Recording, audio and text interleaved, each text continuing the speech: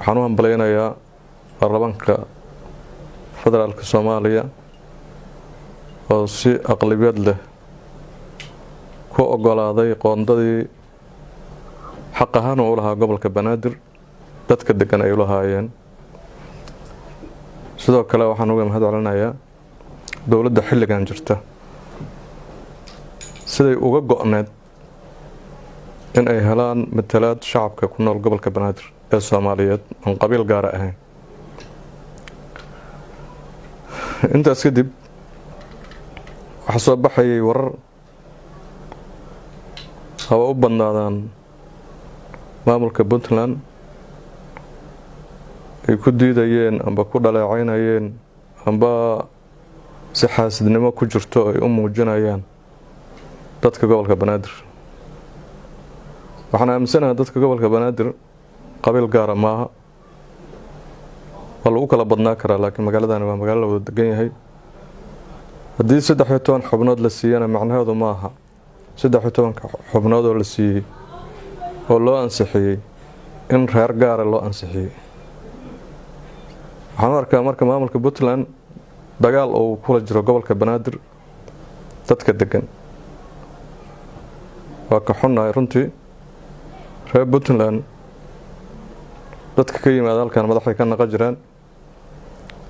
ama madaxweyne ka noqon jireen ama ra'iisul wasaare ka noqon jireen ama madaxweyneyaal baan dhaho dadka gobolka Banaadirna waa kula shaqayn jireen sharud la'aan.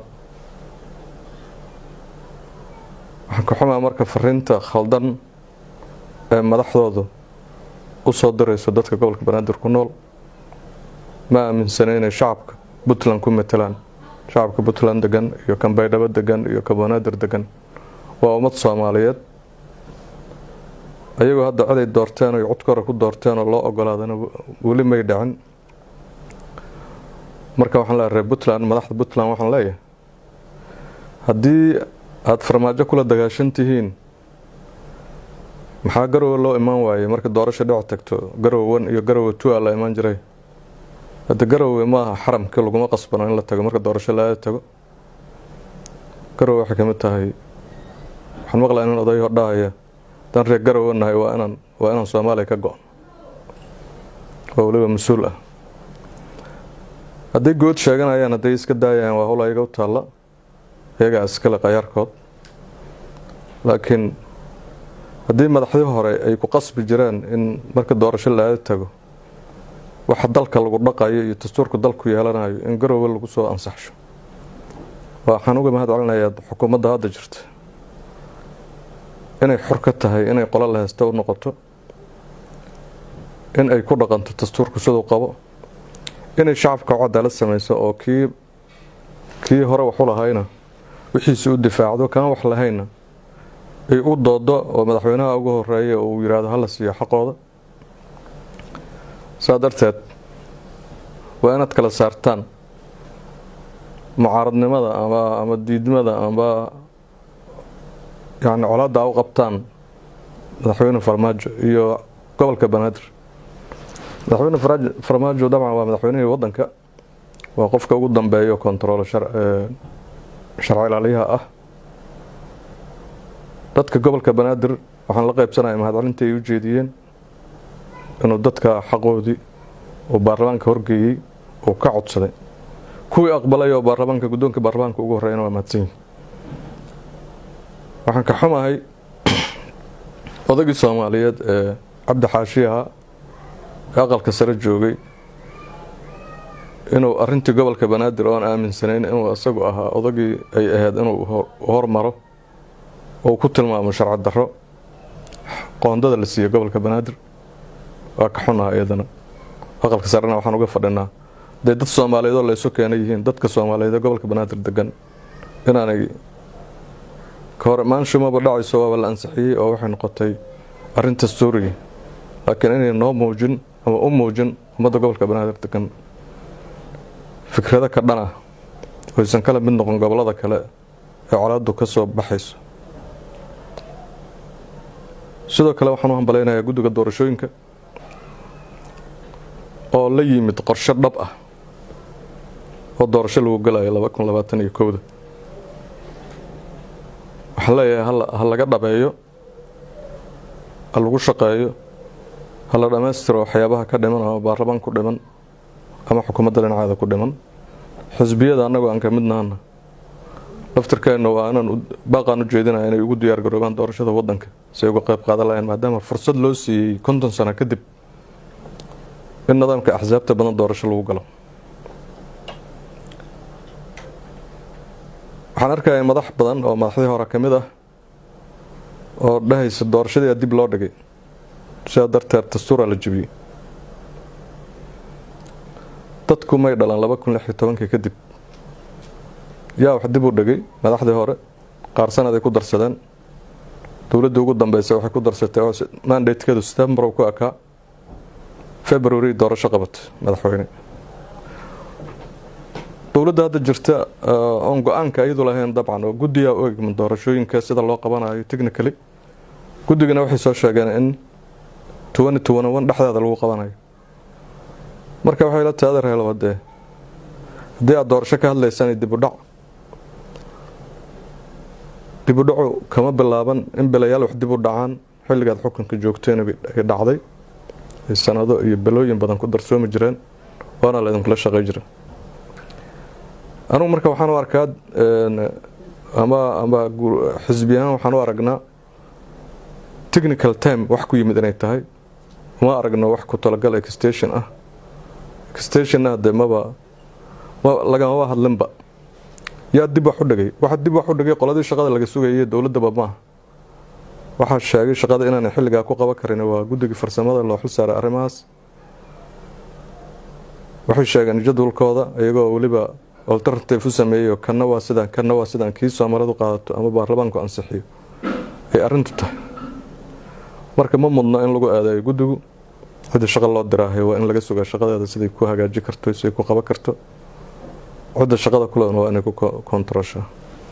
marka inaan marmarsiyo laga dhigan oo laga dhigin in balaayo dhacday oo 6 bilood ah maaragtay dib loo dhacay, in xisbiyada qaarkood aanay ka dhigin wax issue ah oo la sameeyay oo xukuumaddaana sameysay. dib u dhac jirta doorashadu waxa muhiim ah in waqti la sheego lagu shaqeynayo waana la sheegay. cidda wax isku haysa sumcad ay ku tartanta haysata waxay la tahay in hadda August 2021 halka ay ka ahaan lahayd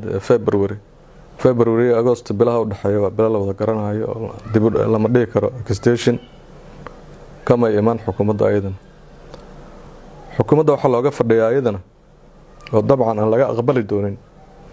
inay August dib la sheegay dib uga sii dhacdo. processka sida guddigu u sheegay inay ku shaqeynayaan waa inuu u qabsano,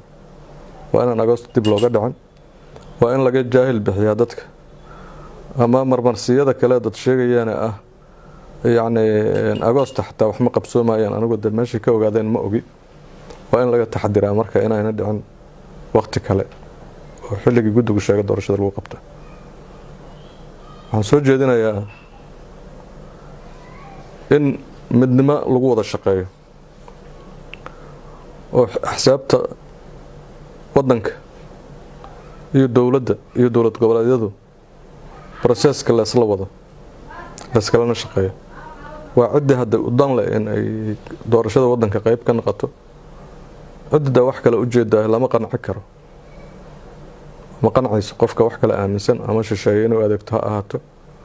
ama ha ahaato in hadaysan iyadu wax helaynin ay ogaatay in iyaduna ka shaqeyso sidii wax u fashilmi lahaayeen.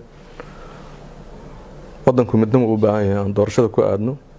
waddanku wuxuu u baahan yahay in loo tartamo awoodiisa oo aan qolana gaar aanay u yeelan sida dastuurka noogu qoran. waxaa noo qoran 4 sano kasta inay doorasho dhacdo. waxaa hadda la sheegay inay ku darsoomeen waa bilo kooban. dowladdan ayadana waxaan uga digaynaa anagoo daanahay isbahaysiga axsaabta xilliga hadda la sheegay inaan xilli ku darsoomin. sidoo kale xubnaha la sheegay in loo ansaxshay gobolka Banaadir ayadana dowladda waxaan ka sugaynaa dadka xaqa u leh in la siiyo oo ayada laftirkeeda aanay noqonin in baarlamaanka laga soo ansaxshay laakiin haddana hadhowti meelo aanay mudnayn ama cadaalad darro kale la sii suubiyo dadka xaqa u leh oo deegaaniga wax ku fadhiya Puntland waxaan leeyahay dastuurka haddii Puntland 12 sanatar haysto sax ah haddii Banaadir 13 la siiyana jabay haddii dastuuran isla leenahay ma waa mid idin gaara dastuurku wuxuu sheegayaa si siman in wax loo yeesho wali gobolka Banaadir waa ku dulmay si siman haddii la yiraahdo maamul gobolada qaar ka hor ka tira badan waxaan rajaynayaa wax kasta hal mar ma dhamaadaan in wixii dhiman ay Soomaalidu dib ka sax doonto haddii la yiraahdo waxaan u rajaynayaa ummadda Soomaaliyeed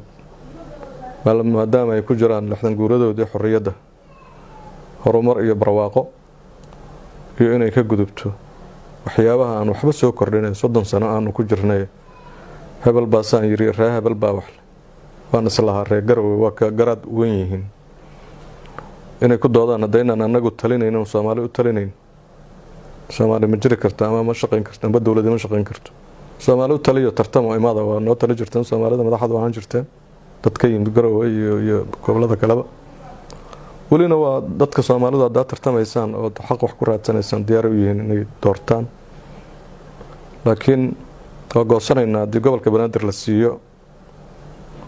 wali waxa aan u qalmin marka loo fiirsho ummadda halka degan waxay la tahay fariintaas hadda inay farmaajo u diraan u maleeyaan oo may dirin farmaajo ee waxay u direen gobollo gaar iyo dad gaar waxaan isleeyahay Soomaalidu waxay ku wanaagsan tahay in la isku wado odayaal waaweyn oo carraa oo mas'uuliyiin oo inay hadda yiraahdaan hadiiba gobol hebel xaq u lahaa la siiyay anagu waa goosanayna goosashadu hadii xataa laga aali waayo waa goosanayna la yiraahdo mushkilada ma Soomaaliland waa goosatay baarlamaankana waxay ku leedahay xubnihii iyo wasiiradii ay ku lahaayeen haday joogaan haddii waxay la tahay Puntland haddii hadda madaxda joogta yiraahdaan waa goosanana wax hadda inta ka duwan ma laha dadka Soomaalida ee Puntland jooga dawladda waa kamid ahaan doonaan waana kamid yihiin sida kuwa kale uga mid yihiin marka shacabka Puntland waxaan ugu baaqayaa inaysan madaxdooda ku daba kacin khalad iyo in Soomaali laga gooyo in Soomaali la yiraahdo loo tuso in Soomaalida cad ku tahay Soomaaliya waa mid waxayna leedahay hal dal waxay leedahay hal